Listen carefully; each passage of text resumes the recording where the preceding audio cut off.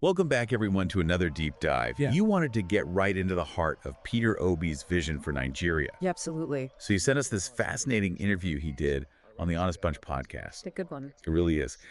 Get ready, because this deep dive is going to take you through his background, his core beliefs, and what he's actually planning to do That's right, to transform the nation. to transform the nation. This interview is an awesome way to kind of get a sense of his journey Yeah. from this successful businessman Uh-huh. to what some might call an accidental politician. Yeah, I think that's a good way to put it. He didn't exactly set out on this path. No, not at all. We're going to start by looking at how he grew up Okay.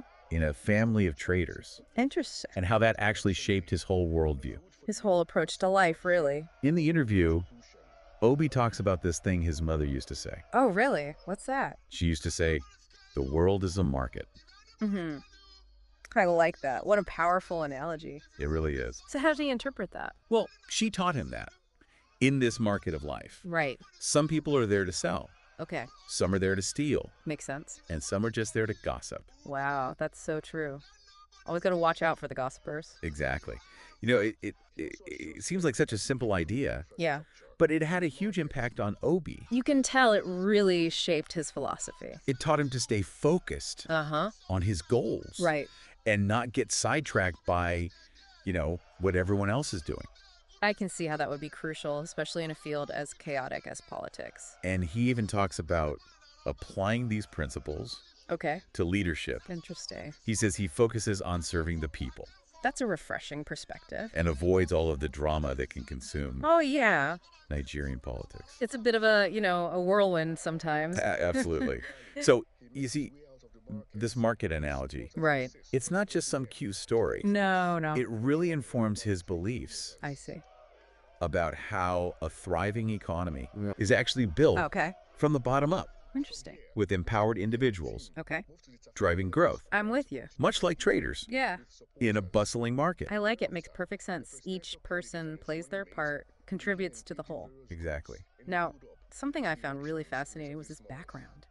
Oh, yeah. This fact that he was already a successful businessman while still a student. I know, it's wild. Owning a house, Serious. multiple cars, Wow. and even a supermarket branch You're kidding. for graduation. That's incredible. That's pretty remarkable, right? It really speaks to his drive, It really does. and his entrepreneurial spirit. Yeah, absolutely. Yeah. And it makes total sense that, one of his big goals for Nigeria Yeah, is to empower small businesses makes sense. and create a more productive economy. It all ties together. It's like he's applying what he learned at a personal level to a national scale. Exactly. But how did this businessman with no real political background I know, right? end up running for governor? Well, get this. Okay. Obi never actually planned to go into politics. No way. So how did it happen? He was basically headhunted. Headhunted. By who? By Professor B.C. Nosu, Okay. who was looking for someone Right. young, Okay. successful, Gosh. strong, Makes sense. to run for governor of Anambra State. So they saw something special in him, even back then. They really did. Obi's reputation as a businessman Yeah. who was principled, Huh? accomplished, I see. along with, his genuine desire to serve, Right. made him the ideal candidate. Yeah, I can see that. Someone who's proven themselves in the real world, but also has a heart for service. Exactly. Yeah. Obi actually tells this story about a conversation he had Okay. with Professor Donald Jacob Okay. at Kellogg Graduate School. Interesting. Professor Jacob urged him to return to Nigeria To do what? to help create something he called public wealth. Public wealth. What does that even mean? Well, he argued that focusing just on individual wealth Right. can sometimes lead to widespread poverty. Interesting point. So it's about lifting everyone up, not just a select few. Exactly. And this really had an impact on Obi. You can see how that conversation planted a seed, got him thinking about the bigger picture. Absolutely.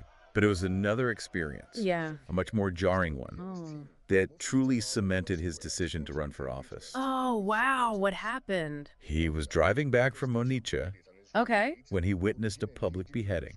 Oh my gosh, that's awful. I know. And he talks about the brutality of the scene I can't even and imagine. how casually people around him seem to accept it. Like it was just a normal, everyday occurrence. Yeah, like it was nothing. That's heartbreaking. You can really sense the despair in his voice when he describes it in the interview. It's clear that this experience shook him to his core. It did. It's a stark reminder Yes. of the lawlessness Right. and the lack of security Yeah. that plagued Nigeria at the time. It's heavy reality. And this horrific experience, Uh-huh. it really solidified his resolve. In what way? He realized that to truly change Nigeria, Okay. he had to enter the arena Yeah. where change was possible.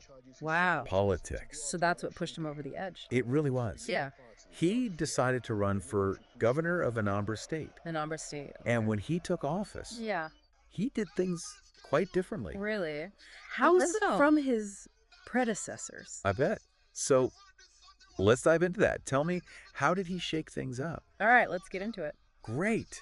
He really wanted to cut costs Yeah. and have this no frills approach. Right. And it was the complete opposite of what people were used to. I mean, This extravagant spending that Okay. had just become yeah. the norm. It's crazy. You know what I mean? Like, how is that? No, well, it doesn't well, make maybe- sense. Um, Obi'S time as governor of Anambra State. yeah. I mean, it really shows this It- commitment. It's different to doing things differently. He refused to build a presidential lodge. It's pretty amazing. And he said no to fancy new furniture. Yeah. He just used what they already had. He even chose to travel by road instead of taking these Seriously, expensive flights. that's wild. It's remarkable. I mean, Could you imagine a politician today not really. doing something like that? It's pretty unheard of. I know, and it's amazing. The results Mhm. speak for themselves. They really do. He cleared Yeah. a backlog of pension payments Right. and made some major improvements to Yeah. healthcare. When his term ended, Yeah. he left a surplus in Right. state funds. That's incredible. Right. Especially considering the challenges Yeah. that Anambra was facing at the time. It's He amazing. really wanted to make the most He did. of every public resource. For sure. This commitment to being responsible Yeah. is also Seen Yeah. in how he spends his own money. so he's not just saying it, No? he's living it. Exactly. Yeah. He refused to have these big parties Yeah. for his birthday. Wow. Instead, he used that money Okay. to support causes he believed in, Like what? building dorms for schools or Right. supporting local healthcare. That's awesome. This one story really stood out to me. Okay, what is it? There was this company Yeah. that wanted to gift him a luxury car, Oh, wow. and he asked them to buy him a used bus instead. What? I know. Why? So he could transport students. That's incredible. It's clear that he has a very different perspective He does. on government Yeah. and how money should be used. Totally. It's not about handouts Right. or making empty promises. It's about action Exactly. and real results. It's about laying the groundwork Uh-huh. for real progress. That's powerful. He believes in investing in the foundations of a good society. The essence, yeah, things like education, healthcare, and infrastructure. The building blocks. Exactly. That makes sense. And he really wants to see tangible results. You can tell that's important to him. It really is. It's a constant theme For sure. throughout his whole life. Speaking of doing things differently, Yeah. his travel habits are I was just thinking that. pretty unusual They are? for a politician of his stature. Yeah, he prefers to fly economy Like, no. for domestic flights. And he only uses business class for long international trips. But even then, I know. he's okay with his wife traveling in a more expensive class He doesn't mind at all. if that's what she needs. He actually sees that price difference Okay. as an opportunity to make a real impact. On other people. Yeah, it could be helping a family struggling with medical bills or supporting a local school. That's a cool way to look at it. I know. Turning that extra cost into something positive. Exactly. His frugality might seem extreme to some, Right. but it really aligns with his beliefs It makes sense when you think about it. that all public resources Yeah. should be used carefully for the Responsibly. benefit of all Nigerians. Now let's shift gears a bit and talk about the obedient movement Okay. that emerged during the last election. It really captured people's imaginations. It did, especially young people. It felt different It did. from the usual political stuff. It went beyond party lines. What do you think was driving that? I think it was a desire for something new. For change. Exactly. And a rejection Yeah. of the old way of doing politics. People were tired of the same old thing. They were, and I think Obi, Yeah. with his message of competence, Right. integrity, and his focus on results, became a symbol of hope It makes sense. for that change. But it's important to remember Yes. the movement wasn't without its critics. Of course. Some people, Right? like his former running mate, Yeah. Dadi Baba Ahmed, Right. felt that Obi was too idealistic, Too soft. maybe even too soft. Right. They argued that he wasn't willing to play the dirty game.